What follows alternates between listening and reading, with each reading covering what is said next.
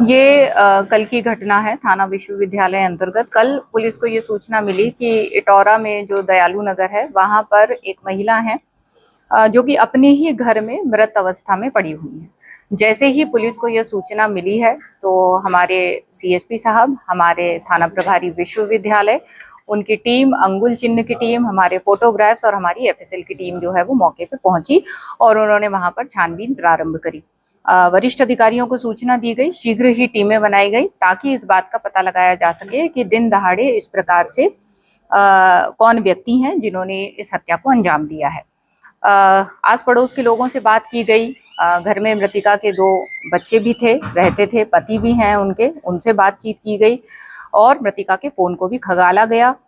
और जब इन सब चीज़ों में पुलिस लगी रही, हमारी टीमें बनी रही हमारे वरिष्ठ अधिकारियों के नेतृत्व में, तब हमें ये पता चला, एक पुष्पेंद्र नाम के व्यक्ति के बारे में हमें पता चला और उसको लोकेट किया गया। और जब उससे कड़ाई से पूछताछ की गई तो उसने घटना को अंजाम दिया जाना स्वीकार किया गया।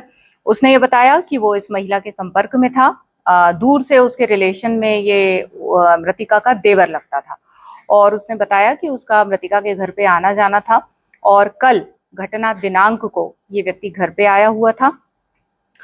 मृतिका से कुछ पैसे की इसने डिमांड की थी जो उनके द्वारा उन्हें नहीं दिए गए।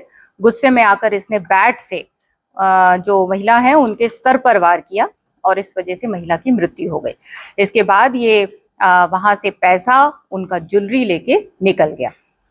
इसको लोकेट कर लिया गया है और जब इसको लोकेट किया गया है पुष्पेंद्र को, तो इसके पास से जो इसने घर से ज्वेलरी, महिला की ज्वेलरी और जो कैश है लगभग 1,10,000 रुपए, ये उनसे जब्त कर लिया गया है। साथ ही वो बैट जिससे महिला की हत्या की गई थी उसको भी इस व्यक्ति से जब्त कर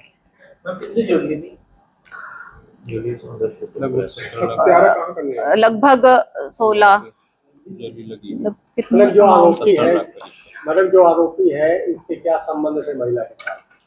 जैसा कि मैंने आपको बताया कि ये दूर का उनका रिश्तेदार था, देवर ही लगता था, तो इस व्यक्ति का उनके घर पे आना जाना था, इस प्रकार के उनके संबंध थे। उनके कंगन हैं, जो महिलाएं जो जनरली ज्वेलरी पहनती हैं, कंगन हैं, उनके लॉकेट्स हैं, मंगलसूत्र हैं, हार हैं, इस प्रकार की उनकी गोल्ड की ज्वेलरी है और 1,10,000 का कैश। जैसा कि मैंने आपको बताया कि संपर्क में थे और कुछ पैसे की डिमांड की गई थी इस व्यक्ति के द्वारा उनसे, और जब पैसा नहीं दिया गया तो हत्या कर दी गई है और वहां से सामान लेके भी ये व्यक्ति फरार हो। किसी तीसरे व्यक्ति का नाम भी सामने आया?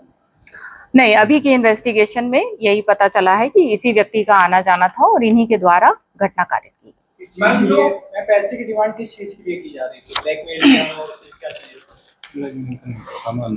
ऐसा तो अभी कुछ समझ में नहीं आया है कि ब्लैकमेलिंग या कुछ था, क्योंकि मैंने आपको बताया कि पहले से ही महिला संपर्क में थी उनके और वो रिश्तेदार भी थे उनके, तो वो अपना पैसा उसको देती रहती थी और कल भी यही हुआ कि उससे पैसा डिमांड किया और जब नहीं दिया गया तो उन्होंने घटना कारित उनके आने की जानकारी उनके पति को थी कि वो आते जाते हैं उनके घर में?